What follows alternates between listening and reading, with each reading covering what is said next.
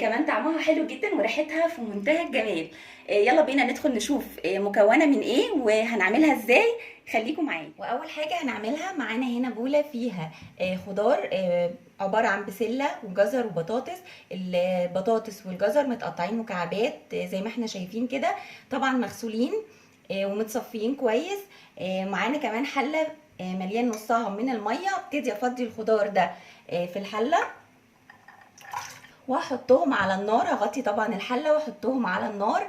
اول ما الميه تبتدي تغلي هسيبهم بالظبط دقيقتين على النار، وبعد كده هطفي عليهم واصفيهم في مصفى، وانزل عليهم بميه ساقعه متلجه، او احطهم في بوله فيها ميه ساقعه متلجه.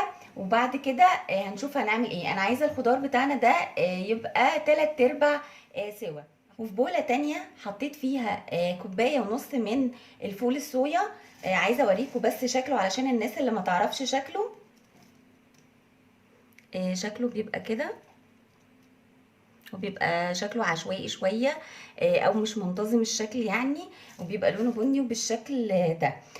طبعا ده بيتجاب من عند العلاف، او اللي بيبيع الفلفل الاسمر والكمون والحاجات دي، بيبقى عنده الفول الصويا. دول كوبايه ونص حطيتهم في بوله زي ما احنا شايفين. هنزل عليهم بميه سخنه بتغلي. طبعا انا حطيت كوبايه ونص، بس مش هحط مقدار معين من الميه، يعني انا بحط كده لغايه ما الميه بس تغطي الفول الصويا. هو بيشربها وبيبتدي ينفش، يعني ممكن ازود سنه كمان اهو. هسيبه كده من نص ساعه لساعه على بال ما اخلص بقيه الحاجه. انا طبعا حطيت الخضار على النار عشان يستوي 3/4 سوا زي ما قلت لكم، وهركن الفول الصويا على جنب، وبعد كده هنشوف الخطوه اللي جايه هتبقى ايه. خليكم معايا. وفي طاسه على النار حطيت فيها ماده دهنيه. تقدري تحطي طبعا سمنه نباتي او زيت زي ما انت بتحبي تستخدمي. هنزل دلوقتي ببصلايه متقطعه وهقلب وهسيبها على النار لغايه ما البصلايه تدبل، وبعد كده هنشوف هنضيف ايه بعد كده. وبعد لما البصلايه دبلت زي ما احنا شايفين كده، هبتدي انزل عليها بفلفل الوان مقطع برضو مكعبات او قطع صغيره. برضو هسيب الفلفل لغايه ما يدبل، بس حاجه بسيطه. طبعا انتوا عارفين انا ما بحبش الخضار يكون مستوي 100% عشان ما يتهريش. انا مش عايزاه يبقى مهري، انا عايزاه يبقى موجود في وسط الجلاش كده صحيح وحلو ومش ني برضو، يعني يبقى سواه كده مظبوط، يبقى ثواني. وبعد كده هنشوف هنضيف ايه. وبعد لما الفلفل اخد تقلبتين كده مع البصل زي ما احنا شايفين، هبتدي انزل بقى بالخضار اللي احنا سويناه 3/4 سوا في الميه، وهقلب. طبعا الخضار مستوي والبصل والفلفل تقريبا كده دخلوا في السوا، فمش هنقلب كتير. بس عايزه اقول لكم شايفين الالوان شكلها عامل ازاي؟ الالوان بجد خطيره. كل لون من دول بقيمه غذائيه مختلفه. يعني احنا الوجبه بتاعتنا النهارده او طبقنا النهارده فيه عناصر غذائيه كتير قوي، فيتامينات كتير، معادن كتير، كمان فيها بروتين، لان احنا زي ما احنا عارفين ان الفول الصويا ده عباره عن بروتين بس نباتي. هبتدي دلوقتي اضيف الملح وفلفل اسمر، هضيف كمان بابريكا، وهضيف بقى اي نوع توابل عندك بتفضلي تحطيه، وهنقلب. وبعد ما قلبنا هنبتدي دلوقتي نضيف الفول الصويا اللي احنا نقعناه. بعد لما اتنقع زي ما قلت لكم انا صفيته من الميه، ابتدي بقى انزل بيه كده على الخضار، وبرده هقلب. بعد كده هضيف معلقه كبيره من الصلصه، كمان هضيف معلقه صغيره قوي من السكر، لان زي ما احنا عارفين ان الصلصه بيكون فيها حموضه. الصلصه جاهزه دي بيكون فيها حموضه، فلازم نحط حاجه بسيطه كده من السكر.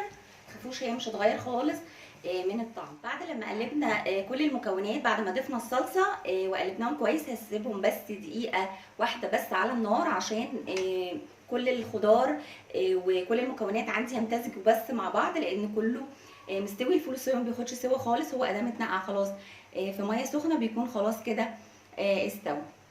هسيبهم بس دقيقه وبعد كده هطفي، تبقى الحشوه بتاعتنا خلاص جاهزه. وبعدين معانا دلوقتي صينيه، صينيه مستطيله، عايزه تعملي في اي حجم صينيه او اي نوع صينيه عندك. انا دهنتها طبعا سمنه نباتي. هبتدي دلوقتي اجيب الجلاش وارصه كده في الصينيه، وبعدين ادهنه بالسمنه. بعدين هجيب تاني طبقه، طبعا انا تنيت من الناحيه دي، هحط الجلاش بعد كده التساوي من الناحيه دي، واسيب الحرف ده اللي هتنيه من الناحيه التانيه. هحط كمان طبقه من السمنه، يعني بين كل الطبقات هحط سمنه بس مش كتير قوي، يا دوب حاجه بسيطه، مسحه كده بسيطه علشان ما يطلعش دسم قوي. برضو هحط على الحرف كده زي ما عملت الناحيه التانيه، وهتني احط عليه بسيط برضو كده. وبعد لما رصينا نص الجلاش كده في الصينيه زي ما احنا شايفين، وبين الطبقات حطينا سمنه، هنبتدي بقى ننزل بالحشوه اللي احنا عملناها. وبعد لما سوينا الحشوه بالشكل ده هنبتدي برضو نحط طبقات الجلاش فوقهم، وهنحط برضو سمنه. بعد كده هنرص باقي الطبقات كلها، بقيه الجلاش يعني. بعد كده هنشوف الخطوه اللي جايه هتبقى ايه. بعد ما خلصنا رص الجلاش كله زي ما احنا شايفين، وحطينا على الوش برضو سمنه، هبتدي دلوقتي اقطع الجلاش.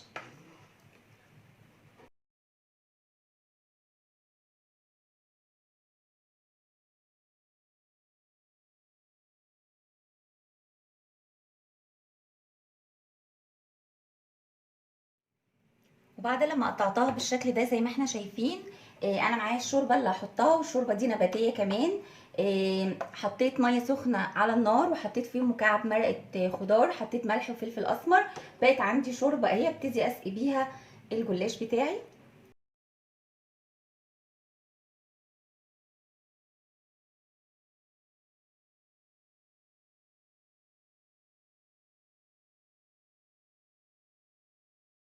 خلاص كده هحطها بقى. انا طبعا شغلت الفرن من تحت والشبكه في النص. هحط صينيه الجلاش بتاعتنا، بس في خطوه تانية هنعملها، خليكم معايا، مش ده اخر الفيديو. طلعتها دلوقتي من الفرن زي ما احنا شايفين. انا سايبه الفرن شغال زي ما هو، ما طفتش عليه، لان في خطوه هعملها وادخلها الفرن تاني. هنحط دلوقتي على الوش جبنه موتزاريلا.